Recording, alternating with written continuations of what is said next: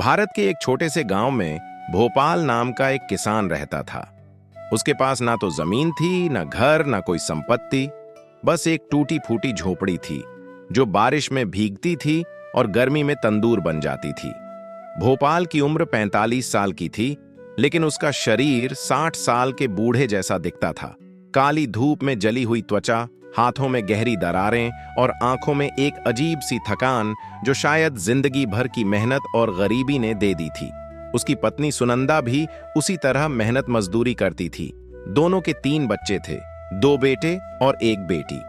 सबसे बड़ा बेटा गोलू 18 साल का था, छोटा बेटा भोलू 14 साल का और बेटी दिव्या 10 साल की। तीनों बच्चे कभी स्कूल नहीं गए क्योंकि भोपाल के पास इतने पैसे नहीं थे कि वह उन्हें पढ़ा सके। गोलू और भोलू अपने पिता के साथ खेतों में काम करते थे और दिव्या अपनी मां के साथ दूसरों के घरों में बर्तन मांजती थी। भोपाल रोज सुबह 4 बजे उठता था। अंधेरे में ही वह अपनी झोपड़ी से निकलकर गांव के बड़े किसान ठाकुर जयराम सिंह के खेत में काम करने चला जाता था। ठाकुर साहब के पास सैकड़ों बीघा जमीन थी और वह भोपाल जैसे 101 मजदूरों को रखते थे। भोपाल को दिन भर खेत में काम करने के बदले 100 रुपये मिलते थे। कभी कभी ठाकुर साहब मूड में होते तो 120 रुपये दे देते थे और कभी अगर उनकी तबीयत खराब होती तो 80 रुपये में ही काम निकाल लेते थे। भोपाल कभी कुछ नहीं बोलता था। वह चुपचाप पैसे लेकर अपनी झोली में रख लेता और अगले दिन फिर काम पर आ जाता। उसे पता था कि अगर उसने कुछ कहा तो ठाकुर साहब उसे काम से निकाल देंगे और फिर उसके परिवार का क्या होगा। एक दिन की बात है, बरसात का मौसम था और आसमान में काले बादल छाए हुए थे। भोपाल खेत में धान की रोपाई कर रहा था। उसकी कमर झुकी हुई थी, पैर कीचड़ में ढंसे हुए थे और हाथ लगातार काम में लगे हुए थे। तभी ठाकुर साहब का बेटा दलवीर सिंह वहां आया। दलवीर शहर से पढ़कर आया था और उसे गांव के लोगों से नफरत थी। वह समझता था कि गरीब लोग इसलिए गरीब हैं क्योंकि वह आलसी हैं और मेहनत नहीं करते। दलवीर ने भोपाल को देखा और चिल्लाया, अरे बुढ़े, इतनी आलस से काम करेगा तो कब तक खत्म होगा? तेरे जैसे लोगों की वजह से हमारा काम पीछे रह जाता है। भोपाल ने सिर उठाकर देखा। उसकी आंखों में दर्द था, लेकिन वह कुछ नहीं बोला। उसने बस हाथ जोड़े और फिर से काम में लग गया। दलवीर ने और भी गंदी बातें कहीं, लेकिन भोपाल चुप रहा। उसे पता था कि गरीब आदमी की आवाज कोई नहीं सुनता। शाम को जब भोपाल घर लौटा तो उसकी पत्नी ने देखा कि उसके चेहरे पर आज कुछ ज्यादा ही थकान है। सुनंदा ने पूछा, क्या हुआ? तबीयत तो ठीक है ना? भोपाल ने कहा, हाँ सब ठीक है, बस थोड़ा थक गया हूं। लेकिन सुनंदा समझ गई थी कि कुछ बात है। उसने खाना परोसा, सूखी रोटी और प्याज, बस इतना ही था खाने में। बच्चे भी भूखे थे, लेकिन किसी ने शिकायत नहीं की। वह जानते थे कि इससे ज्यादा कुछ है ही नहीं। रात को जब सब सो गए तो भोपाल अपनी झोपड़ी के बाहर बैठकर आसमान को देखने लगा। चांद की रोशनी में उसका चेहरा साफ दिख रहा था। उसकी आंखों में आंसू थे। वो सोच रहा था, भगवान, मैंने क्या गुनाह किया है जो मुझे इतनी सजा मिल रही है? मैं सुबह से शाम तक मेहनत करता हूं, फिर भी मेरे बच्चे भूखे सोते हैं। क्या मेरी किस्मत में सिर्फ दुख ही लिखा है? भोपाल को बचपन से ही महादेव में बहुत विश्वास था। उसके गांव में एक छोटा सा शिव मंदिर था जो गांव के बाहर एक पहाड़ी पर था। भोपाल हर सोमवार को वहां जाता था। वह दूर से ही मंदिर को प्रणाम करता और वापस आ जाता, क्योंकि उसके पास चढ़ावे के लिए कुछ नहीं होता था। लेकिन उसकी श्रद्धा कम नहीं थी। वह मानता था कि महादेव सबको देख रहे हैं और एक दिन सबको उनके कर्मों का फल मिलेगा। उसकी पत्नी भी उतनी ही श्रद्धालु थी। वह रोज सुबह अपनी झोपड़ी में एक छोटे से कोने में रखी हुई शिवलिंग की तस्वीर के सामने दिया जलाती और प्रार्थना करती, हे भोलेनाथ, हमारे पास कुछ नहीं है चढ़ाने के लिए, लेकिन हमारी श्रद्धा आपके चरणों में है। कृपा करके हमारे बच्चों को भूखा मत सुलाइए। महीने बीतते गए। भोपाल का जीवन वैसे ही चल रहा था। कभी काम मिलता, कभी नहीं मिलता। जब काम नहीं मिलता तो पूरा परिवार भूखा सोता। एक दिन भोपाल के बेटे गोलू ने कहा, बाबूजी, मैं शहर जाना चाहता हूं, वहां काम मिल जाएगा और मैं पैसे भेज दूंगा।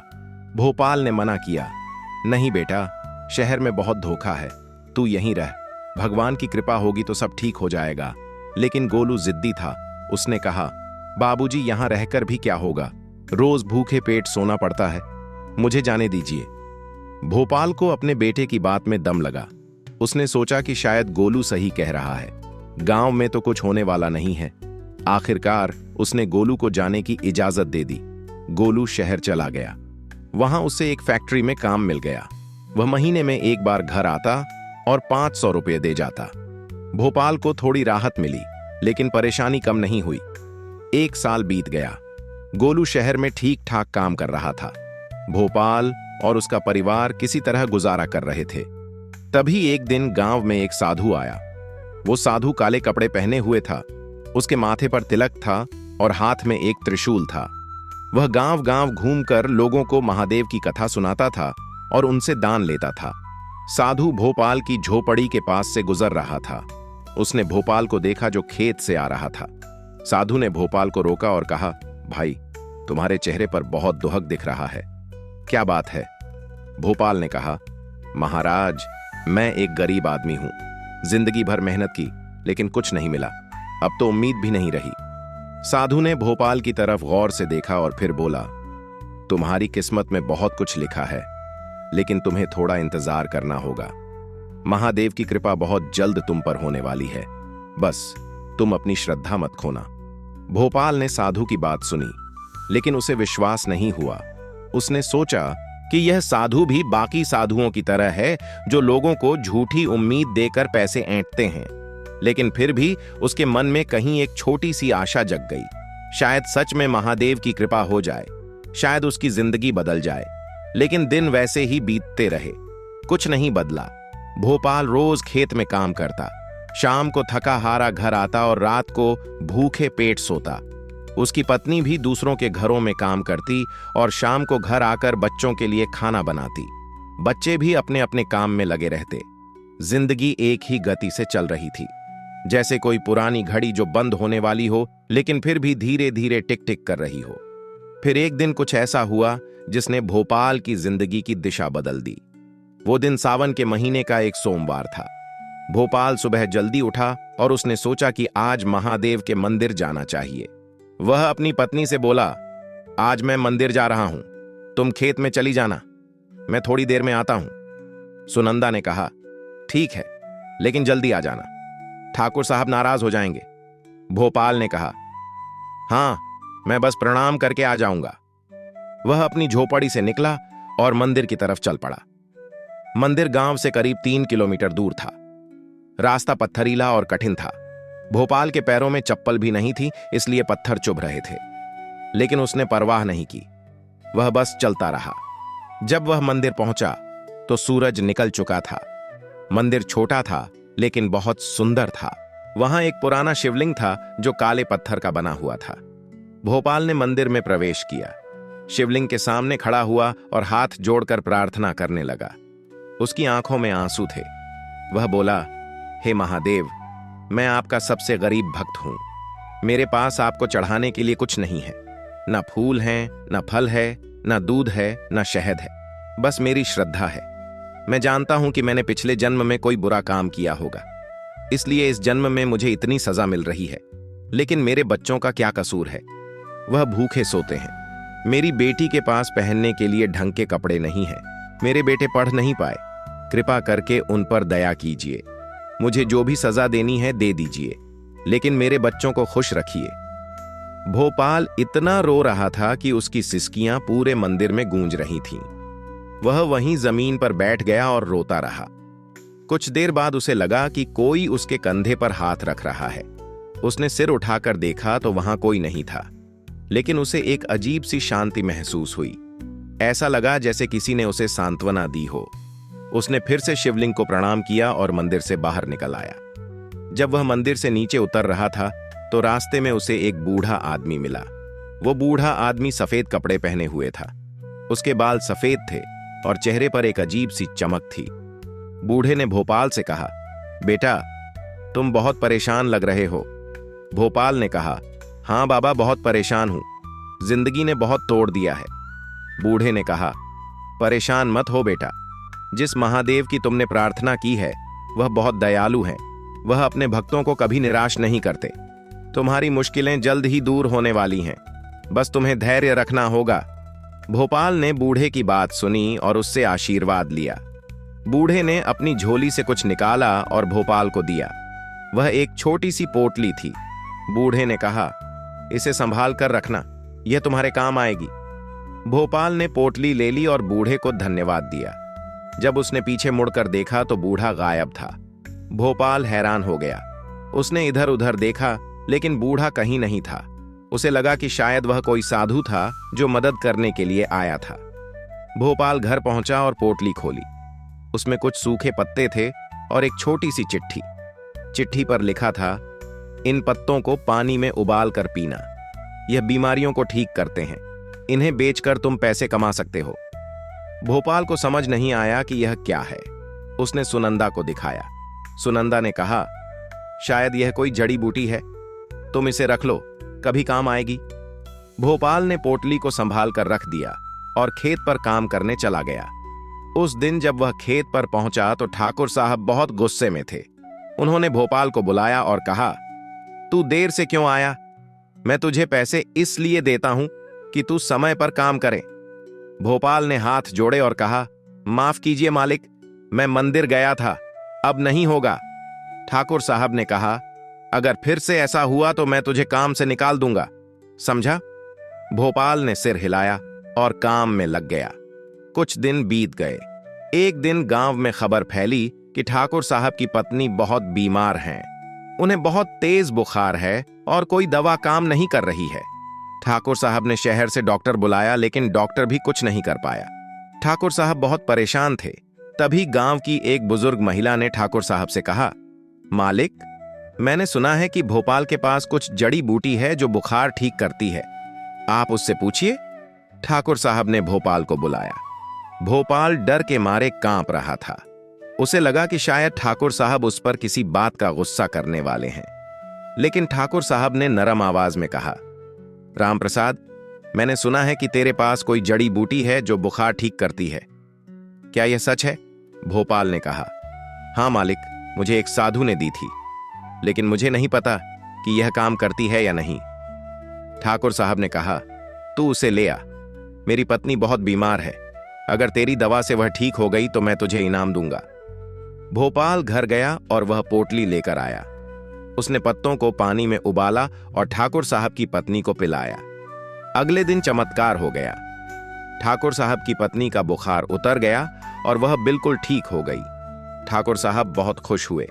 उन्होंने भोपाल को बुलाया और कहा, भोपाल, तूने मेरी पत्नी की जान बचाई है, मैं तुझे 5,000 रुपये इनाम देता हूं।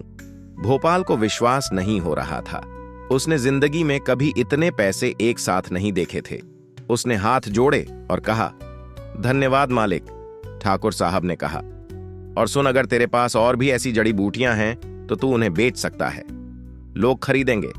भोपाल ने सोचा कि यह एक अच्छा मौका है। उसने उस बूढ़े की बात याद की जो मंदिर के पास मिला था। भोपाल ने सोचा कि वह फिर से मंदिर जाएगा और महादेव से प्रार्थना करेगा, शायद उसे फिर से कोई रास्ता मिल जाए। अगले सोमवार को वह फिर मंदिर गया। इस बार उसके पास चढ़ाने के लिए कुछ था। उसने बाजार से थोड़े फूल और थोड़ा दूध खरीदा था। उसने शिवलिंग पर फूल चढ़ाए और दूध चढ़ाया। फिर उसने प्रार्थना की, हे महादेव, आपकी कृपा से मुझे 5,000 रुपये मिले हैं, मैं आपका शुक्रगुजार हूं, कृपा करके मुझे और मार्ग दिखाइए। जब वह मंदिर से बाहर निकला तो उसे फिर से वह बूढ़ा मिला। बूढ़े ने मुस्कुराकर कहा, मैं जानता था कि तुम फिर आओगे। भोपाल ने बूढ़े के पैर छुए और कहा, बाबा, आपकी दवा से ठाकुर साहब की पत्नी ठीक हो गई, मुझे 5,000 रुपये मिले, आप कौन हैं? बूढ़े ने कहा, मैं कौन हूं यह जरूरी नहीं है, जरूरी यह है कि तुमने महादेव पर विश्वास रखा। अब तुम्हारे अच्छे दिन आने वाले हैं। बूढ़े ने फिर से अपनी झोली से कुछ निकाला। इस बार वह एक बड़ी पोटली थी। बूढ़े ने कहा, इसमें अलग अलग तरह की जड़ी बूटियां हैं, हर बीमारी के लिए अलग जड़ी है। मैं तुम्हें सिखाता हूं कि किस बीमारी में कौन सी जड़ी इस्तेमाल करनी है। बूढ़े ने भोपाल को पूरे 2 घंटे तक सिखाया। उसने बताया कि कौन सी जड़ी किस बीमारी में काम करती है, कैसे उसे तैयार करना है, कितनी मात्रा में देनी है। भोपाल ध्यान से सब कुछ याद करता रहा। आखिर में बूढ़े ने कहा, बेटा, यह जड़ी बूटियां बहुत कीमती हैं। इन्हें सिर्फ उन्हीं लोगों को देना जो सच में जरूरतमंद हो। और हां, गरीबों से पैसे मत लेना, सिर्फ अमीरों से उचित दाम लेना। भोपाल ने वचन दिया कि वह ऐसा ही करेगा। बूढ़े ने भोपाल को आशीर्वाद दिया और चला गया। इस बार भी भोपाल ने पीछे मुड़कर देखा तो बूढ़ा गायब था। भोपाल को पक्का यकीन हो गया कि वह कोई साधारण बूढ़ा नहीं था। शायद वह खुद भगवान शिव थे या उनके भेजे हुए कोई दूत थे। भोपाल घर आया और उसने अपनी पत्नी को सब कुछ बताया। सीता को भी विश्वास नहीं हो रहा था। उसने कहा, यह तो महादेव की ही कृपा है, हमें उनका शुक्रगुजार होना चाहिए। अगले दिन से भोपाल ने जड़ी बूटियों का इलाज शुरू कर दिया। गांव में खबर फैल गई कि भोपाल के पास कोई चमत्कारी दवा है जो हर बीमारी ठीक कर देती है। लोग उसके पास आने लगे। पहले तो भोपाल डरता था कि कहीं दवा काम ना करे तो क्या होगा, लेकिन हर बार दवा काम करती। बुखार हो, सिर दर्द हो, पेट दर्द हो, जोड़ों का दर्द हो, हर चीज ठीक हो जाती। गरीब लोग आते तो भोपाल उनसे कोई पैसे नहीं लेता। वह बस दवा देता और कहता, भगवान का शुक्र अदा करो। लेकिन अमीर लोग आते तो वह उचित दाम लेता। धीरे धीरे उसके पास पैसे इकट्ठे होने लगे। 3 महीने में ही भोपाल के पास इतने पैसे हो गए कि उसने अपनी झोपड़ी की मरम्मत करवा ली। उसने एक छोटा सा कमरा और बनवा लिया जहां वह अपनी दवाइयां रखता था। उसने अपने बच्चों के लिए नए कपड़े खरीदे। उसकी पत्नी के लिए भी एक नई साड़ी खरीदी। घर में अब रोज दाल रोटी के साथ सब्जी भी बनती थी। कभी कभी तो चावल भी बन जाता था। बच्चे खुश थे। सुनंदा की आंखों में खुशी के आंसू थे। उसने भोपाल से कहा, सच में महादेव की कृपा हो गई है हम पर। राम प्रसाद ने कहा, हां, लेकिन हमें घमंड नहीं करना है। हमें हमेशा याद रखना है कि यह सब भगवान की कृपा है। 6 महीने बीत गए। भोपाल अब गांव का एक जाना माना वैद्य बन गया था। लोग दूर दूर से उसके पास इलाज कराने आते थे। उसने एक छोटी सी दुकान खोल ली जहां वह अपनी दवाइयां बेचता था। अब उसे ठाकुर साहब के खेत में काम नहीं करना पड़ता था। उसके दोनों बेटे भी उसके साथ दुकान में काम करते थे। गोलू शहर से वापस आ गया था। दिव्या को उसने स्कूल में दाखिल करवा दिया था। भोपाल ने सोचा कि अब उसकी बेटी भी पढ़ लिख कर कुछ बनेगी। सुनंदा अब घर संभालती थी और कभी कभी दुकान में भी मदद करती थी। जीवन बदल गया था, लेकिन भोपाल का स्वभाव नहीं बदला था। वह अभी भी उतना ही विनम्र था, उतना ही सरल था। वह हर सोमवार मंदिर जाता और महादेव को धन्यवाद देता। 1 साल पूरा हो गया। भोपाल की दुकान अच्छी चल रही थी। उसने थोड़ी जमीन भी खरीद ली थी। अब वह खुद किसान था, किसी और के खेत में मजदूर नहीं। उसने एक छोटा सा पक्का मकान भी बनवाना शुरू कर दिया था। गांव के लोग उसे देखकर हैरान थे। कुछ लोग खुश थे कि भोपाल का भला हो गया, लेकिन कुछ लोग जलते भी थे। उन्हें लगता था कि भोपाल ने कोई जादू टोना किया है या फिर कोई धोखा किया है। ठाकुर साहब के बेटे को तो बहुत बुरा लग रहा था। वह सोचता था कि एक मजदूर कैसे इतना अमीर हो सकता है। एक दिन ठाकुर साहब के बेटे ने अपने पिता से कहा, बाबूजी, यह भोपाल कुछ गड़बड़ कर रहा है। उसके पास इतने पैसे कहां से आ गए? पक्का कोई चोरी चकारी का माल बेच रहा है। ठाकुर साहब ने कहा, नहीं बेटा, भोपाल ईमानदार आदमी है, अपने वादे पर पक्का है। उसने मेहनत से पैसे कमाए हैं। उसकी दवाइयां असली हैं और काम करती हैं। लेकिन दलवीर को मानने का मन नहीं था। उसने सोचा कि वह भोपाल को नीचा दिखाएगा। एक दिन दलवीर ने अपने दोस्तों के साथ मिलकर भोपाल की दुकान के बाहर हंगामा किया। उसने लोगों से कहना शुरू कर दिया कि भोपाल की दवाइयां नकली हैं और वह लोगों को धोखा दे रहा है। कुछ लोग उसकी बातों में आ गए और भोपाल की दुकान पर पत्थर फेंकने लगे। भोपाल बाहर आया और हाथ जोड़कर बोला, भाइयों, मैं किसी को धोखा नहीं दे रहा हूं। मेरी दवाइयां असली हैं। अगर किसी को शक है तो वह आकर जांच कर सकता है। लेकिन भीड़ नहीं मानी। तभी गांव के सरपंच वहां आए। सरपंच ने भीड़ को शांत किया और कहा, देखो भाइयों, भोपाल की दवाइयां कई लोगों को ठीक कर चुकी हैं। मेरी खुद की मां को उसकी दवा से फायदा हुआ है। अगर किसी को शिकायत है तो वह पंचायत में आए, लेकिन ऐसे हंगामा मत करो।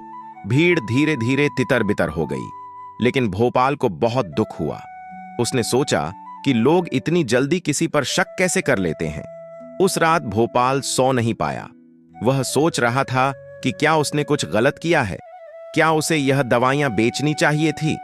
लेकिन फिर उसने सोचा कि उसने तो सिर्फ लोगों की मदद की है, उसने किसी को धोखा नहीं दिया, किसी का बुरा नहीं किया, फिर लोग उस पर शक क्यों कर रहे हैं।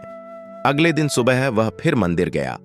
उसने महादेव से प्रार्थना की, हे भोलेनाथ, मैंने कभी किसी का बुरा नहीं सोचा, मैंने सिर्फ आपकी कृपा से जो मिला उसे लोगों की भलाई में लगाया, फिर भी लोग मुझ पर शक कर रहे हैं, कृपा करके मुझे रास्ता दिखाइए।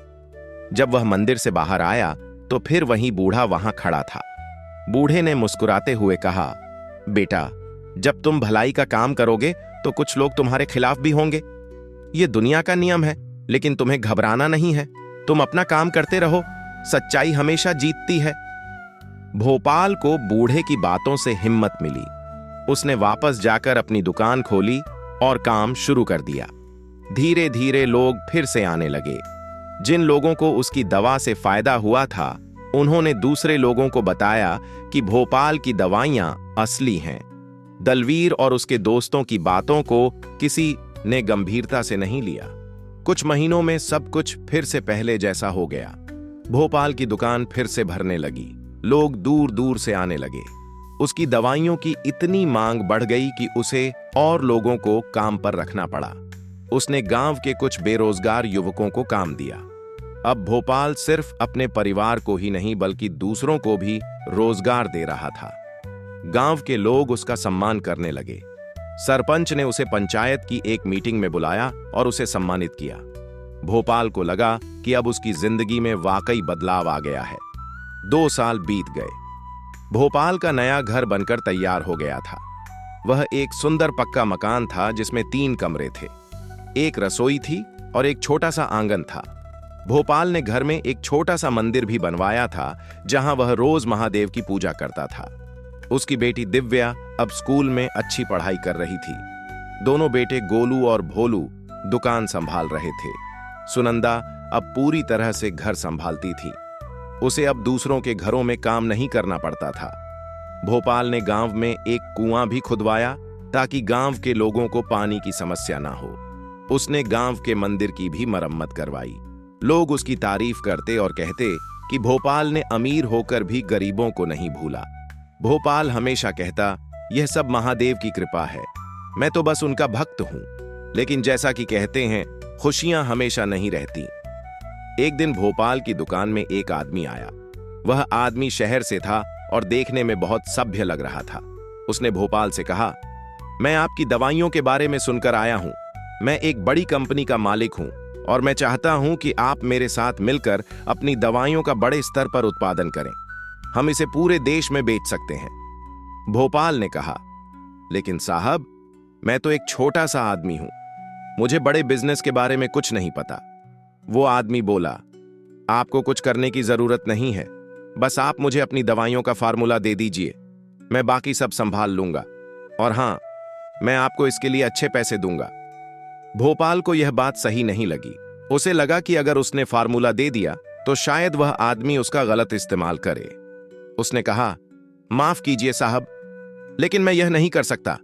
ये दवाइयां मुझे एक साधु ने दी थीं और मैंने वचन लिया है कि मैं इनका इस्तेमाल सिर्फ लोगों की भलाई के लिए करूंगा, पैसे कमाने के लिए नहीं। वह आदमी गुस्से में चला गया, लेकिन कुछ दिनों बाद फिर से आया। इस बार उसने और ज्यादा पैसे की पेशकश की। उसने कहा, देखिए, मैं आपको 1 लाख रुपए दूंगा, बस आप मुझे फार्मूला दे दीजिए। भोपाल फिर से मना कर दिया। वह आदमी बहुत गुस्से में था। उसने धमकी देते हुए कहा, आप गलती कर रहे हैं, आप नहीं जानते कि मैं कौन हूं, मैं आपकी दुकान बंद करवा सकता हूं। भोपाल ने कहा, आप जो चाहे करें, लेकिन मैं अपने सिद्धांतों से नहीं हटूंगा। वह आदमी चला गया। भोपाल को लगा कि शायद अब कुछ परेशानी आने वाली है। उसने अपनी पत्नी को सब बताया। सुनंदा ने कहा, तुमने सही किया, पैसे से बड़ी चीज ईमानदारी है। भोपाल ने फिर से महादेव से प्रार्थना की कि वह उसकी रक्षा करें। कुछ हफ्तों बाद सरकारी अधिकारी भोपाल की दुकान पर आए। उन्होंने कहा कि उन्हें शिकायत मिली है कि भोपाल बिना लाइसेंस के दवाइयां बेच रहा है। भोपाल ने कहा, लेकिन साहब, मैं तो जड़ी बूटियां बेच रहा हूं, दवाइयां नहीं, इसके लिए लाइसेंस की जरूरत नहीं होती। अधिकारियों ने कहा, फिर भी हमें आपकी दुकान की जांच करनी होगी। उन्होंने दुकान की जांच की और कुछ सामान जब्त कर लिया। भोपाल को समझ आ गया कि यह सब उस शहरी आदमी की करतूत है, लेकिन वह कुछ नहीं बोला। उसने शांति से सब कुछ सहा। अधिकारियों ने उसे एक नोटिस दिया कि उसे 1 महीने के अंदर सब कागजात जमा करने होंगे, वरना उसकी दुकान बंद कर दी जाएगी। भोपाल परेशान हो गया। उसे नहीं पता था कि कौन से कागजात चाहिए और कहां से लाने हैं। गांव में ऐसा कोई नहीं था जो उसकी मदद कर सके। भोपाल ने सोचा कि वह शहर जाकर किसी वकील से सलाह लेगा। अगले दिन वह शहर गया। वहां उसे एक वकील मिला, जिसने उसे बताया कि उसे आयुर्वेदिक दवाइयों के लिए लाइसेंस लेना होगा और इसके लिए कई कागजात चाहिए। वकील ने कहा, यह काम महीनों लग सकता है और खर्चा भी बहुत होगा। भोपाल निराश हो गया। उसे लगा कि शायद अब उसकी दुकान बंद हो जाएगी, लेकिन फिर उसने सोचा कि वह हार नहीं मानेगा। उसने वकील को पैसे दिए और कहा कि वह जल्दी से जल्दी सब काम करवा दे। वकील ने कहा कि वह कोशिश करेगा। भोपाल वापस गांव आ गया। उसने अपने परिवार को सब बताया। सबको बहुत चिंता हुई, लेकिन भोपाल ने कहा, चिंता मत करो महादेव, हमारी रक्षा करेंगे। महीने भर में वकील ने सारे कागजात तैयार करवा दिए। भोपाल ने वह सब अधिकारियों को जमा कर दिए। अधिकारियों ने जांच की और सब कुछ ठीक पाया। उन्होंने भोपाल को लाइसेंस दे दिया और जब्त किया हुआ सामान वापस कर दिया। भोपाल को बहुत राहत मिली। उसने महादेव का शुक्र अदा किया, लेकिन वह शहरी आदमी हार मानने वाला नहीं था। उसने फिर से कुछ और चाल चली। इस बार उसने गांव के कुछ लोगों को पैसे देकर भोपाल के खिलाफ भड़काया। उन लोगों ने कहना शुरू कर दिया कि भोपाल की दवाइयों से उन्हें नुकसान हुआ है। यह सब झूठ था, लेकिन कुछ लोग इन बातों में आ गए। फिर से भोपाल की दुकान के बाहर हंगामा होने लगा। इस बार सरपंच ने पंचायत बुलाई। पंचायत में भोपाल ने अपनी सफाई दी। उसने कहा, मैंने कभी किसी का नुकसान नहीं किया। जो लोग यह आरोप लगा रहे हैं वह झूठ बोल रहे हैं। मैं चाहता हूं कि इनकी जांच हो। सरपंच ने जांच करवाई और पता चला कि सच में वह लोग झूठ बोल रहे थे। उन्हें किसी ने पैसे दिए थे भोपाल के खिलाफ बोलने के लिए। सरपंच ने उन लोगों को सजा दी और भोपाल से माफी मांगी। भोपाल को बहुत दुख हुआ कि लोग पैसों के लिए इतने नीचे गिर सकते हैं, लेकिन उसने किसी से बदला नहीं लिया। वह बस अपने काम में लगा रहा। धीरे धीरे सब कुछ फिर से सामान्य हो गया। वह शहरी आदमी भी हार मान गया और वापस चला गया। भोपाल की दुकान फिर से पहले की तरह चलने लगी। लोग उसका और ज्यादा सम्मान करने लगे, क्योंकि उन्होंने देखा था कि भोपाल ने कितनी मुश्किलों का सामना किया, लेकिन फिर भी अपनी ईमानदारी नहीं छोड़ी। गांव के लोग कहते, भोपाल सच्चा इंसान है। उसने पैसों के लालच में अपने सिद्धांत नहीं बेचे। राम प्रसाद हमेशा कहता, मैं तो बस महादेव का भक्त हूं। जो कुछ भी है उनकी कृपा से है। 3 साल बीत गए। अब भोपाल की दुकान बहुत बड़ी हो गई थी। उसने शहर में भी एक शाखा खोल दी थी। उसके दोनों बेटे गोलू और भोलू अब पूरी तरह से बिजनेस संभाल रहे थे। भोपाल ने उन्हें शहर भेजकर व्यापार का प्रशिक्षण भी दिलवाया था। उसकी बेटी राधा अब हाई स्कूल में थी और बहुत अच्छी पढ़ाई कर रही थी। भोपाल चाहता था कि उसकी बेटी डॉक्टर बने। सुनंदा देवी अब पूरी तरह से सुखी और संतुष्ट थी। उसे कभी सपने में भी नहीं सोचा था कि उसकी जिंदगी इतनी बदल जाएगी। लेकिन भोपाल अभी भी वही सरल और विनम्र आदमी था। वह अब भी हर सोमवार मंदिर जाता था। अब वह अच्छे कपड़े पहनता था, अच्छी चप्पल पहनता था, लेकिन उसका दिल वहीं था। वह अब भी गरीबों की मदद करता था, जरूरतमंदों को मुफ्त दवाइयां देता था। गांव में अगर किसी को पैसों की जरूरत होती तो वह मदद करता था। उसने गांव में ऐसी बाबा एक स्कूल भी बनवाया ताकि गांव के सभी बच्चे पढ़ सकें। एक दिन गांव में एक बड़ा समारोह हुआ। जिला कलेक्टर आए थे और उन्होंने भोपाल को सम्मानित किया। कलेक्टर ने कहा, भोपाल ने अपनी मेहनत और ईमानदारी से यह साबित कर दिया है कि गरीब आदमी भी अगर मेहनत करे और सही रास्ते पर चले तो वह कुछ भी हासिल कर सकता है। वह सिर्फ अपने लिए नहीं बल्कि पूरे गांव के लिए प्रेरणा है। भोपाल को सम्मानित किया गया और उसे एक प्रमाण पत्र दिया गया। पूरा गांव खुशी से झूम उठा। लोग तालियां बजा रहे थे। राम प्रसाद के आंखों में खुशी के आंसू थे। उसने मन ही मन महादेव को धन्यवाद दिया। समारोह के बाद जब सब लोग चले गए तो भोपाल अपनी पत्नी के पास आया। उसने कहा, सुनंदा, क्या तुम्हें याद है वह दिन जब हम भूखे सोते थे, जब हमारे पास कुछ नहीं था? आज देखो हमारे पास सब कुछ है। ये सब महादेव की कृपा है। सुनंदा ने कहा, हाँ, लेकिन तुमने भी बहुत मेहनत की है। तुमने कभी गलत रास्ता नहीं चुना। कहानी यहीं खत्म नहीं होती। एक दिन भोपाल फिर से मंदिर गया। वो अब बूढ़ा हो चला था। उसके बाल सफेद हो गए थे, चेहरे पर झुर्रियां आ गई थीं, लेकिन उसकी आंखों में अभी भी वही चमक थी। जब वह मंदिर पहुंचा तो उसने देखा कि वह बूढ़ा साधु वहां बैठा हुआ है। भोपाल उसके पास गया और उसके पैर छुए। बूढ़े ने मुस्कुराते हुए कहा, तो बेटा कैसी रही तुम्हारी जिंदगी? भोपाल ने कहा, बाबा, आपकी और महादेव की कृपा से मेरी जिंदगी बदल गई। मुझे सब कुछ मिल गया। बूढ़े ने कहा, नहीं बेटा, यह तुम्हारी मेहनत और तुम्हारी ईमानदारी का नतीजा है। महादेव तो सिर्फ उन्हीं की मदद करते हैं जो खुद मेहनत करते हैं। भोपाल ने कहा, लेकिन बाबा, अगर आपने मुझे वह जड़ी बूटियां नहीं दी होती तो मैं कुछ नहीं कर पाता। बूढ़े ने कहा, वह जड़ी बूटियां तो बस एक माध्यम थीं। असली चीज तुम्हारा विश्वास था, तुम्हारी श्रद्धा थी। तुमने कठिन समय में भी महादेव पर विश्वास नहीं खोया।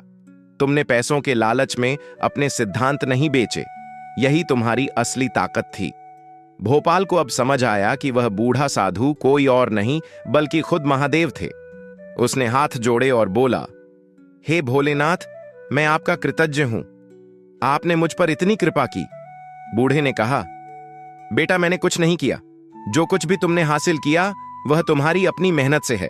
मैंने तो बस तुम्हें सही रास्ता दिखाया, बाकी सब तुमने खुद किया। यह कहकर बूढ़ा गायब हो गया। भोपाल वहीं खड़ा रह गया, हाथ जोड़े हुए, आंसू बहाते हुए। उसे अब पूरी तरह से विश्वास हो गया था कि महादेव हमेशा उसके साथ थे। वह उसकी हर मुश्किल में मदद कर रहे थे। वह उसे सही रास्ता दिखा रहे थे। भोपाल ने मंदिर में खड़े होकर एक प्रतिज्ञा ली, हे महादेव, मैं वचन देता हूं कि मैं हमेशा गरीबों की मदद करूंगा। मैं कभी किसी का बुरा नहीं सोचूंगा। मैं हमेशा सच्चाई के रास्ते पर चलूंगा। आज भोपाल एक सफल व्यापारी है। उसकी दवाइयां पूरे राज्य में बिकती हैं। उसके पास अच्छा घर है, गाड़ी है, जमीन है। उसके बच्चे पढ़ लिख कर कामयाब हो गए हैं। उसकी बेटी राधा डॉक्टर बन गई है और गांव में ही एक छोटा सा क्लिनिक खोलकर गरीबों का इलाज करती है। उसके बेटे गोलू और भोलू दुकान को बहुत अच्छे से संभाल रहे हैं। भोपाल की पत्नी सुनंदा देवी अब आराम की जिंदगी जी रही है, लेकिन भोपाल आज भी हर सोमवार मंदिर जाता है। वह आज भी महादेव को धन्यवाद देता है। वह आज भी गरीबों की मदद करता है। गांव के लोग उसे बहुत प्यार और सम्मान देते हैं। जब भी कोई नया आदमी गांव में आता है तो लोग उसे भोपाल की कहानी सुनाते हैं। वह कहते हैं, देखो, यह भोपाल था जो कभी इतना गरीब था कि उसके पास खाने को नहीं था, लेकिन उसने हार नहीं मानी। उसने महादेव पर विश्वास रखा और मेहनत की। आज देखो वह कितना कामयाब है। भोपाल की कहानी सुनकर लोगों को प्रेरणा मिलती है। वह समझते हैं कि अगर इंसान मेहनत करे, ईमानदारी से काम करे और भगवान पर विश्वास रखे तो वह जरूर कामयाब होता है। लेकिन भोपाल खुद कहता है, मेरी कहानी में सबसे बड़ी बात यह नहीं है कि मैं गरीब से अमीर बन गया। सबसे बड़ी बात यह है कि मैंने कभी अपने सिद्धांत नहीं छोड़े। मुझे कई बार मौका मिला कि मैं गलत रास्ते से जल्दी पैसे कमा लूं, लेकिन मैंने नहीं किया। मैंने हमेशा सच्चाई का साथ दिया और इसीलिए आज मैं शांति से सो पाता हूं। पैसे तो आते जाते रहते हैं, लेकिन इज्जत और सम्मान एक बार खो दिया तो फिर नहीं मिलता। भोपाल आज भी याद करता है उन दिनों को जब वह भूखा सोता था, जब उसके बच्चे रोटी मांगते थे और उसके पास देने के लिए कुछ नहीं होता था। जब ठाकुर साहब के बेटे ने उसे अपमानित किया था, जब लोगों ने उस पर शक किया था, वह सब कुछ याद है उसे। लेकिन वह उन सबको बुरा नहीं मानता। वह कहता है, वह सब परीक्षाएं थीं। महादेव मेरी परीक्षा ले रहे थे कि मैं कितना सब्र रख सकता हूं, कितना विश्वास रख सकता हूं। मैं उन परीक्षाओं में पास हो गया और इसीलिए आज मुझे यह सब मिला है। राम प्रसाद कहता है कि उसकी कहानी किस्मत का खेल नहीं, बल्कि महादेव की कृपा और उसकी अपनी मेहनत का नतीजा है। वह कहता है, किस्मत तो हर किसी की होती है, लेकिन किस्मत बदलने के लिए मेहनत भी करनी पड़ती है। मैंने मेहनत की, महादेव पर विश्वास रखा और ईमानदारी से काम किया, इसीलिए मेरी किस्मत बदली। आज जब भोपाल अपने घर की छत पर खड़ा होकर आसमान को देखता है तो उसे वह सब दिन याद आते हैं जब वह अपनी टूटी फूटी झोपड़ी के बाहर बैठकर आसमान को देखता था और सोचता था कि उसकी जिंदगी कब बदलेगी। आज उसकी जिंदगी बदल चुकी है, लेकिन भोपाल कहता है कि असली बदलाव उसकी सोच में आया है। वह कहता है, पहले मैं सोचता था कि मैं गरीब हूं क्योंकि मेरी किस्मत खराब है, लेकिन अब मैं समझता हूं कि गरीबी सिर्फ पैसों की कमी नहीं है, असली गरीबी मन की होती है। अगर आपके मन में विश्वास है, हिम्मत है, मेहनत करने की चाह है, तो आप कभी गरीब नहीं हो सकते। भोपाल का मानना है कि महादेव हर किसी की मदद करते हैं, बस शर्त यह है कि आपको उन पर पूरा विश्वास होना चाहिए और आपको अपनी तरफ से पूरी मेहनत करनी चाहिए। एक दिन गांव का एक युवक भोपाल के पास आया। वो युवक बहुत परेशान था। उसने कहा, भोपाल काका, मैं बहुत गरीब हूं, मेरे पास कुछ नहीं है, मैं क्या करूं? भोपाल ने उससे कहा, बेटा, मैं भी तो बहुत गरीब था, लेकिन मैंने हार नहीं मानी। तुम भी मत मानो, भगवान पर विश्वास रखो और मेहनत करो, सब ठीक हो जाएगा। युवक ने कहा, लेकिन काका, मेहनत तो मैं करता हूं, फिर भी कुछ नहीं हो रहा। भोपाल ने कहा, बेटा, मेहनत करना काफी नहीं है, सही दिशा में मेहनत करना भी जरूरी है। तुम्हें अपनी प्रतिभा को पहचानना होगा, तुम्हें यह देखना होगा कि तुम क्या अच्छा कर सकते हो और फिर उसी में अपनी पूरी ताकत लगानी होगी। युवक ने पूछा, और अगर फिर भी कुछ नहीं हुआ? तो भोपाल ने कहा, तो फिर भगवान पर भरोसा रखना, वह सबको देख रहे हैं, सबके कर्मों का हिसाब रख रहे हैं। जब सही समय आएगा तुम्हें भी तुम्हारी मेहनत का फल मिलेगा। भोपाल आज भी लोगों को प्रेरित करता है। वह अक्सर गांव के युवकों को इकट्ठा करता है और उन्हें अपनी कहानी सुनाता है। वह उन्हें बताता है कि कैसे उसने मुश्किलों का सामना किया, कैसे उसने हार नहीं मानी, कैसे उसने महादेव पर विश्वास रखा। युवक उसकी बातें ध्यान से सुनते हैं। उन्हें लगता है कि अगर भोपाल काका कर सकते हैं तो वह भी कर सकते हैं। भोपाल उन्हें हमेशा कहता है, बेटा, जिंदगी में कठिनाइयां आएंगी, लोग तुम्हें नीचा दिखाने की कोशिश करेंगे, तुम्हें लगेगा कि सब कुछ खत्म हो गया, लेकिन तुम्हें हिम्मत नहीं हारनी है। तुम्हें अपने सिद्धांतों पर अडिग रहना है, तुम्हें भगवान पर विश्वास रखना है और सबसे जरूरी तुम्हें मेहनत करते रहना है। एक दिन जरूर तुम्हारी मेहनत रंग लाएगी। भोपाल की पत्नी सुनंदा देवी भी अक्सर गांव की महिलाओं को इकट्ठा करती है और उन्हें अपनी कहानी सुनाती है। वह बताती है कि कैसे उसने अपने पति का साथ दिया, कैसे उसने मुश्किल समय में हिम्मत नहीं हारी। वह कहती है, बहनों, औरत का सबसे बड़ा हथियार उसका धैर्य है। मैंने भी बहुत मुश्किलें देखी हैं, कई बार रोना आया, हार मानने का मन किया, लेकिन मैंने सोचा कि अगर मैं हार गई तो मेरे बच्चों का क्या होगा। मैंने अपने पति का साथ दिया, भगवान पर भरोसा रखा और आज देखो हम कितने खुश हैं। गांव की महिलाएं सुनंदा देवी को बहुत प्यार और सम्मान देती हैं। वह उसे अपनी प्रेरणा मानती हैं। भोपाल की बेटी दिव्या भी अपने पिता की तरह ही सरल और मेहनती है। वह डॉक्टर बनकर गांव में ही रुक गई ताकि गांव के लोगों की सेवा कर सके। उसका एक छोटा सा क्लिनिक है जहां वह गरीबों का मुफ्त इलाज करती है। जब कोई उससे पूछता है कि तुमने शहर में बड़ा अस्पताल क्यों नहीं खोला, तो वह कहती है, मेरे पिताजी ने मुझे सिखाया है कि पैसों से बड़ी चीज सेवा है। मैं यहाँ गांव में रहकर जितने लोगों की मदद कर सकती हूँ वह शहर में नहीं कर पाती। यहाँ लोगों को मेरी ज्यादा जरूरत है। दिव्या भी अपने पिता की तरह महादेव की बहुत बड़ी भक्त है। वह हर दिन मंदिर जाती है और प्रार्थना करती है। भोपाल के बेटे गोलू और भोलू भी अपने पिता के नक्शे दम पर चल रहे हैं। उन्होंने दुकान को और भी बड़ा कर दिया है। अब उनकी कई शाखाएं हैं, लेकिन वह भी अपने पिता की सीख को नहीं भूले हैं। वह भी गरीबों को मुफ्त दवाइयां देते हैं। वह भी ईमानदारी से काम करते हैं। जब कभी उन्हें कोई बड़ा आर्डर मिलता है तो वह सबसे पहले अपने पिता से आशीर्वाद लेते हैं।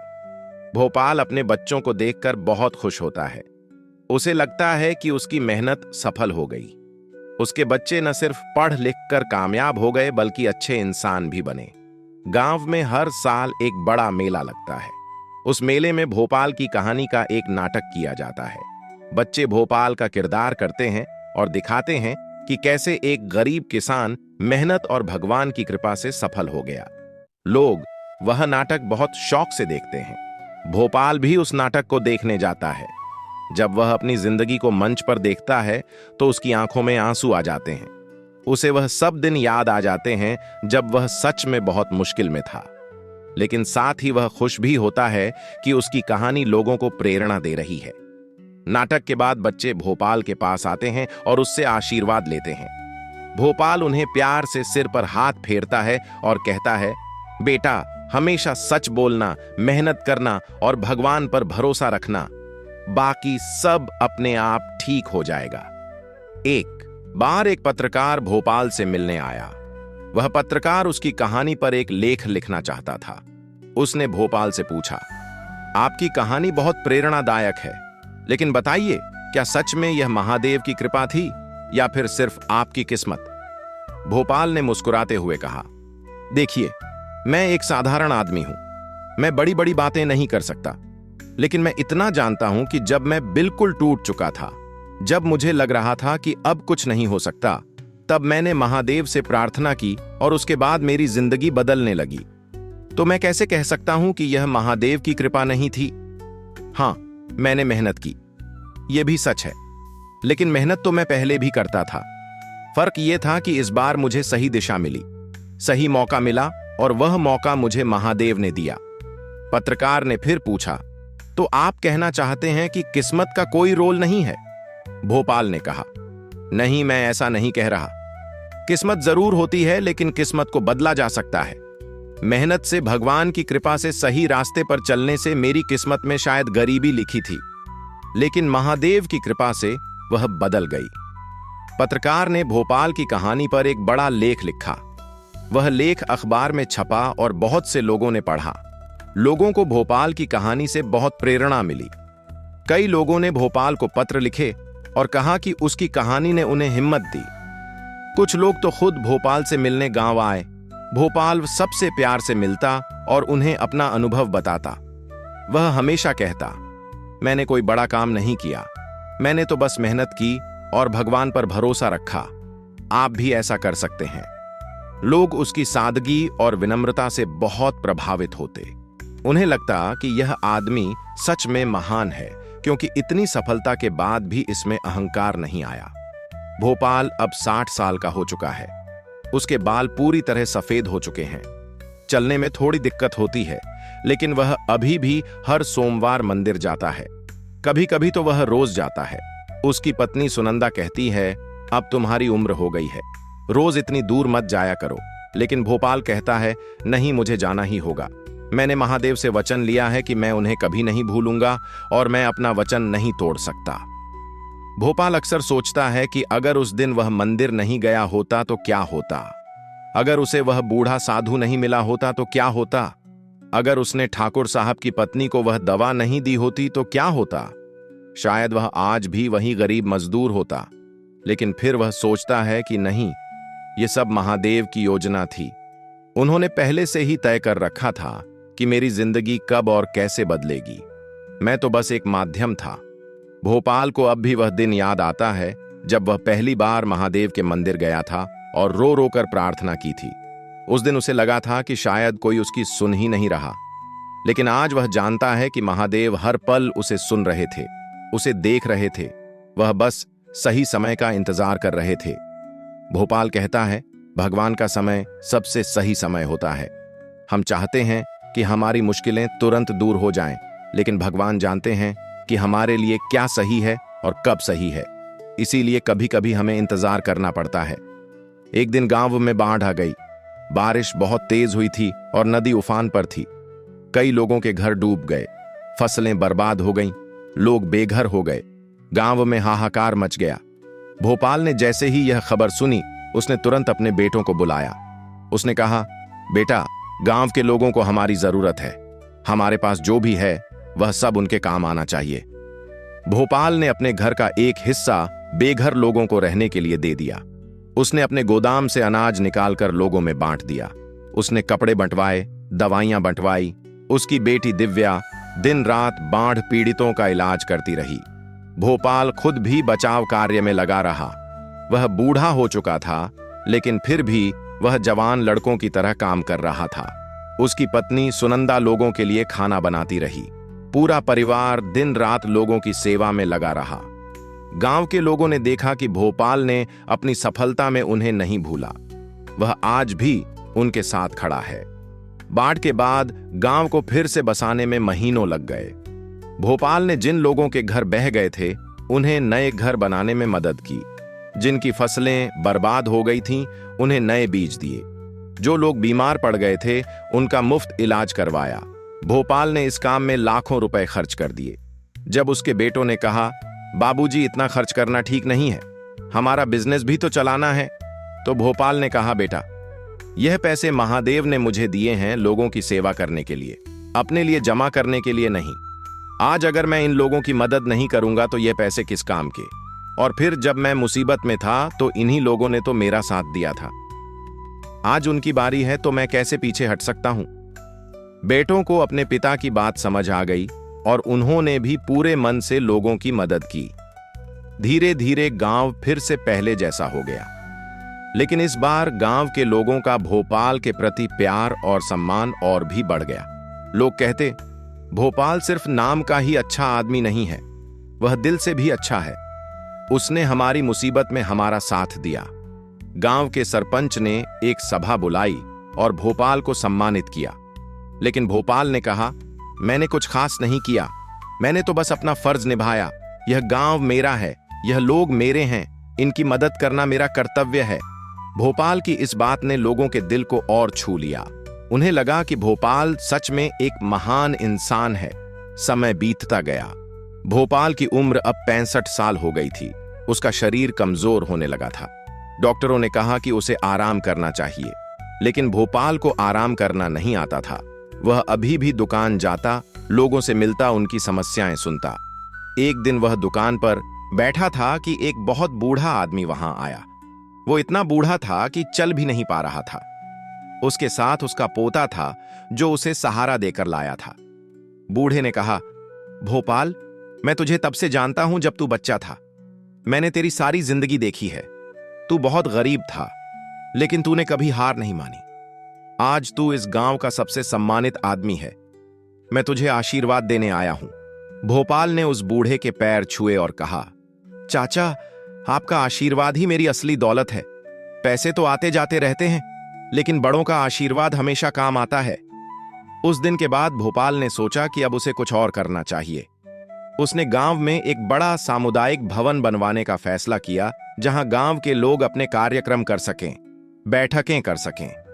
उसने एक पुस्तकालय भी खोला, जहां गांव के बच्चे किताबें पढ़ सकें। उसने गांव में बिजली की व्यवस्था करवाई, सड़कें बनवाई। एक छोटा सा अस्पताल भी बनवाया, जहां उसकी बेटी दिव्या काम करती थी। भोपाल चाहता था कि उसका गांव विकसित हो, कि यहां के लोगों को वह सब सुविधाएं मिले जो शहर के लोगों को मिलती हैं। उसने इस काम में करोड़ों रुपए खर्च कर दिए, लेकिन उसे कोई परवाह नहीं थी। वह कहता, पैसे तो मिट्टी हैं, असली चीज तो लोगों का प्यार और सम्मान है, और वह मुझे मिल गया है। गांव में विकास की लहर आ गई।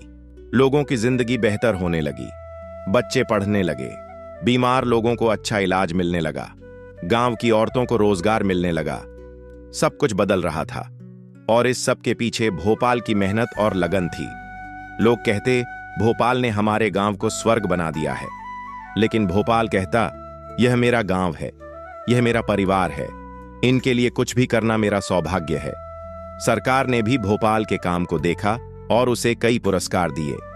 राज्य के मुख्यमंत्री ने भी भोपाल को सम्मानित किया। लेकिन भोपाल के लिए सबसे बड़ा पुरस्कार था गांव के लोगों का प्यार। एक दिन भोपाल बीमार पड़ गया। उसे बहुत तेज बुखार आ गया। डॉक्टरों ने कहा कि उसे अस्पताल में भर्ती होना पड़ेगा। भोपाल को शहर के एक बड़े अस्पताल में ले जाया गया। वहां जांच हुई तो पता चला कि उसे दिल की बीमारी है। डॉक्टरों ने कहा कि ऑपरेशन करना पड़ेगा। भोपाल के परिवार वाले बहुत परेशान हो गए, लेकिन भोपाल शांत था। उसने कहा, जो महादेव की मर्जी होगी वह होगा, मुझे कोई डर नहीं है। ऑपरेशन हुआ और सफल रहा। भोपाल कुछ दिनों में ठीक हो गया। जब वह अस्पताल से छुटकारा मिलकर गांव लौटा तो पूरा गांव उसका स्वागत करने के लिए इकट्ठा हो गया। लोगों ने फूलों की बारिश की, बच्चों ने गीत गाए। भोपाल की आंखों में खुशी के आंसू थे। उसने कहा, आप सबका प्यार ही मेरी असली दवा है। बीमारी के बाद भोपाल ने सोचा कि अब उसे अपना ज्यादातर काम अपने बेटों को सौंप देना चाहिए। उसने गोलू और भोलू को बुलाया और कहा, बेटा, अब मैं बूढ़ा हो गया हूं, तुम लोग अब सब संभालो। लेकिन याद रखना, इस बिजनेस का मकसद सिर्फ पैसे कमाना नहीं है, इसका मकसद लोगों की सेवा करना है। हमेशा ईमानदारी से काम करना और गरीबों का ख्याल रखना। दोनों बेटों ने वचन दिया कि वह अपने पिता की सीख को हमेशा याद रखेंगे। भोपाल ने धीरे धीरे सब कुछ अपने बेटों को सौंप दिया। अब वह ज्यादातर समय घर में बिताता, मंदिर जाता और गांव के बुजुर्गों के साथ बैठकर बातें करता। लेकिन उसकी सलाह आज भी सबको चाहिए होती थी। कोई भी बड़ा फैसला लेने से पहले लोग भोपाल से पूछते। एक शाम भोपाल अपने घर की छत पर बैठा हुआ था। सूरज डूब रहा था और आसमान में लाली छाई हुई थी। उसकी पत्नी सीता उसके पास आकर बैठ गई। दोनों चुपचाप आसमान को देख रहे थे। फिर सीता ने कहा, तुम्हें याद है वह दिन जब हमारे पास खाने को कुछ नहीं होता था, जब हम उस टूटी फूटी झोपड़ी में रहते थे? भोपाल ने मुस्कुराते हुए कहा, हाँ, कैसे भूल सकता हूं। वो दिन बहुत मुश्किल थे, लेकिन आज जब पीछे मुड़कर देखता हूं तो लगता है कि वह दिन भी जरूरी थे। अगर वह मुश्किलें नहीं होती तो मैं जिंदगी की असली कीमत नहीं समझ पाता। सीता ने कहा, तुमने कभी हिम्मत नहीं हारी, मुझे तुम पर गर्व है। भोपाल ने सुनंदा का हाथ पकड़ा और कहा, और तुमने मेरा साथ दिया। अगर तुम मेरा साथ नहीं देती तो मैं कुछ नहीं कर पाता। दोनों ने एक दूसरे को देखा और मुस्कुरा दिए। उनकी जिंदगी का सफर लंबा और कठिन था, लेकिन वह साथ साथ उसे पूरा कर पाए थे। भोपाल अब 70 साल का हो चुका था। उसका शरीर बहुत कमजोर हो गया था, लेकिन उसका मन अभी भी जवान था। वह अभी भी हर सोमवार मंदिर जाता, भले ही अब उसे सहारे की जरूरत पड़ती थी। एक सोमवार की सुबह जब वह मंदिर गया तो उसे फिर से वह बूढ़ा साधु दिखा। इतने सालों बाद रामप्रसाद को विश्वास नहीं हुआ। बूढ़ा वैसे का वैसे ही था जैसे पहले दिन था। न उसकी उम्र बढ़ी थी, न उसका चेहरा बदला था। भोपाल समझ गया कि यह कोई साधारण साधु नहीं है। उसने बूढ़े के पैर छुए और कहा, भगवान, आप फिर से आए हैं, मैं आपका कृतज्ञ हूं। बूढ़े ने मुस्कुराते हुए कहा, बेटा, मैं तो हमेशा तुम्हारे साथ था, तुमने बस मुझे नहीं देखा। मैं हर उस पल में था जब तुम्हें मेरी जरूरत थी। भोपाल की आंखों में आंसू आ गए। उसने कहा, भगवान, मैंने आपकी कृपा से जो कुछ पाया उसे मैंने लोगों की सेवा में लगाने की कोशिश की। मुझे नहीं पता कि मैं सफल हुआ या नहीं। बूढ़े ने भोपाल के सिर पर हाथ रखा और कहा, बेटा, तुमने बहुत अच्छा काम किया। तुमने न सिर्फ अपनी जिंदगी बदली, बल्कि कई और लोगों की जिंदगी भी बदली। तुमने अपनी सफलता में दूसरों को नहीं भूला। तुमने पैसों के पीछे अपनी इंसानियत नहीं खोई। तुमने हमेशा सच का साथ दिया। मैं तुमसे बहुत खुश हूं। भोपाल ने पूछा, भगवान, क्या मैं एक सवाल पूछ सकता हूं? मेरी जिंदगी में जो बदलाव आया वह किस्मत का खेल था या आपकी कृपा? बूढ़े ने कहा, बेटा, किस्मत और कृपा दोनों एक ही चीज के दो नाम हैं। किस्मत वह है जो तुम्हारे कर्मों से बनती है और कृपा वह है जो तुम्हारी श्रद्धा से मिलती है। तुमने मेहनत की इसलिए तुम्हारे कर्म अच्छे हुए। तुमने विश्वास रखा इसलिए तुम्हें कृपा मिली। दोनों एक साथ काम करते हैं। अगर तुम सिर्फ किस्मत पर भरोसा करते और मेहनत नहीं करते तो कुछ नहीं होता, और अगर तुम सिर्फ मेहनत करते और विश्वास नहीं रखते तो भी रास्ता नहीं मिलता। दोनों का संतुलन जरूरी है। भोपाल को अब सब कुछ समझ आ गया। उसने अपनी पूरी जिंदगी का सार समझ लिया। वह बोला, भगवान, अब मैं समझ गया, मेहनत और विश्वास दोनों जरूरी हैं, एक के बिना दूसरा अधूरा है। बूढ़े ने कहा, बिल्कुल सही बेटा, और एक बात और याद रखो, सफलता का असली मतलब पैसे कमाना नहीं है। सफलता का असली मतलब है अच्छा इंसान बनना, दूसरों की मदद करना और अपने कर्तव्य को निभाना। तुमने यह सब किया है, इसीलिए तुम सच्चे अर्थों में सफल हो। यह कहकर बूढ़ा फिर से गायब हो गया। भोपाल वहीं खड़ा रह गया, गहरी सोच में डूबा हुआ। उसे लगा कि उसकी जिंदगी का मकसद पूरा हो गया है। उसने वह सब कुछ किया जो उसे करना चाहिए था। भोपाल घर लौटा और अपने परिवार को इकट्ठा किया। उसने अपनी पत्नी, अपने बेटों, अपनी बेटी और अपने पोते पोतियों को बुलाया। सब इकट्ठे हो गए। भोपाल ने कहा, मैं तुम सबको अपनी कहानी सुनाना चाहता हूं ताकि तुम सब जान सको कि हमारी जिंदगी कैसे बदली और क्यों बदली। फिर भोपाल ने शुरू से लेकर आज तक की पूरी कहानी सुनाई। उसने बताया कि कैसे वह बहुत गरीब था, कैसे उसने मुश्किलों का सामना किया, कैसे उसने महादेव पर विश्वास रखा, कैसे उसे जड़ी बूटियां मिली, कैसे उसने मेहनत की, कैसे लोगों ने उसके खिलाफ साजिश रचाई और कैसे उसने हर मुश्किल को पार किया। सब लोग ध्यान से सुन रहे थे। कई लोगों की आंखों में आंसू थे। जब भोपाल ने कहानी खत्म की तो उसने कहा, मैं चाहता हूं कि तुम सब यह याद रखो कि सफलता आसान नहीं होती। इसके लिए मेहनत करनी पड़ती है, कठिनाइयों का सामना करना पड़ता है। लेकिन अगर तुम्हारे इरादे नेक हैं, तुम्हारी मेहनत सच्ची है और तुम भगवान पर विश्वास रखते हो तो कोई तुम्हें नहीं रोक सकता। भोपाल के बेटे गोलू ने कहा, बाबूजी, आपने हमें बहुत कुछ सिखाया। हम वचन देते हैं कि हम आपकी सीख को कभी नहीं भूलेंगे। बेटी दिव्या ने कहा, पिताजी, आप हमारे लिए प्रेरणा हैं। मैं भी आपकी तरह लोगों की सेवा करूंगी। पोते पोतियों ने कहा, दादाजी, हम भी आपकी तरह बनना चाहते हैं। भोपाल की आंखों में खुशी के आंसू थे। उसे लगा कि उसकी मेहनत सफल हो गई है। उसके बच्चे और पोते पोतियां सही रास्ते पर हैं। अब उसे कोई चिंता नहीं है। सीता देवी ने भोपाल का हाथ पकड़ा और कहा, तुमने बहुत अच्छा किया जो तुमने सबको यह कहानी सुनाई। अब यह कहानी हमारे परिवार में पीढ़ी दर पीढ़ी चलेगी और सबको प्रेरणा देती रहेगी। उस दिन के बाद से भोपाल ने फैसला किया कि वह अपनी कहानी और भी लोगों तक पहुंचाएगा। उसने गांव के स्कूल में जाकर बच्चों को अपनी कहानी सुनाई। उसने उन्हें बताया कि कैसे मेहनत और विश्वास से कोई भी अपनी किस्मत बदल सकता है। बच्चों ने बहुत ध्यान से सुना। कई बच्चों ने कहा, दादाजी, हम भी आपकी तरह बनना चाहते हैं। भोपाल मुस्कुराया और बोला, बेटा, तुम सब अपनी तरह बनो। मेरी तरह बनने की जरूरत नहीं है। बस ईमानदार रहो, मेहनत करो और दूसरों की मदद करो। बाकी सब अपने आप हो जाएगा। भोपाल ने पास के कई गांवों में जाकर भी अपनी कहानी सुनाई। हर जगह लोगों ने उसकी कहानी से प्रेरणा ली। कई लोगों ने कहा कि भोपाल की कहानी ने उनकी जिंदगी बदल दी है। एक दिन एक टीवी चैनल के लोग भोपाल से मिलने आए। उन्होंने कहा कि वह उसकी कहानी पर एक डॉक्यूमेंट्री बनाना चाहते हैं। भोपाल ने पहले तो मना कर दिया। उसने कहा, मैं कोई बड़ा आदमी नहीं हूं, मेरी कहानी पर डॉक्यूमेंट्री बनाने की क्या जरूरत है। लेकिन टीवी वालों ने समझाया, आपकी कहानी लाखों लोगों को प्रेरणा देगी। आपकी कहानी से लोगों को हिम्मत मिलेगी। कृपया हमें इजाजत दीजिए। भोपाल ने अपने परिवार से सलाह ली। सबने कहा कि उसे इजाजत दे देनी चाहिए। आखिरकार भोपाल मान गया। टीवी वालों ने कई दिनों तक भोपाल के साथ समय बिताया। उन्होंने उसके गांव को फिल्माया, उसके परिवार को फिल्माया, गांव के लोगों से बात की। फिर उन्होंने एक बहुत सुंदर डॉक्यूमेंट्री बनाई। जब वह डॉक्यूमेंट्री टीवी पर दिखाई गई तो लाखों लोगों ने देखी। लोगों को बहुत पसंद आई। भोपाल को हजारों पत्र और फोन आए जिनमें लोगों ने कहा कि उसकी कहानी ने उन्हें प्रेरित किया है। भोपाल को अब एहसास हुआ कि उसकी कहानी सिर्फ उसकी नहीं है, यह हर उस इंसान की कहानी है जो मुश्किलों से लड़ रहा है, जो गरीबी में जी रहा है, जो हार मानने वाला है। उसकी कहानी उन सब लोगों को बताती है कि हार मत मानो, मेहनत करो, भगवान पर विश्वास रखो, एक दिन जरूर तुम्हारे अच्छे दिन आएंगे। भोपाल ने सोचा कि अगर उसकी कहानी से एक भी इंसान को हिम्मत मिलती है तो उसकी जिंदगी सफल है।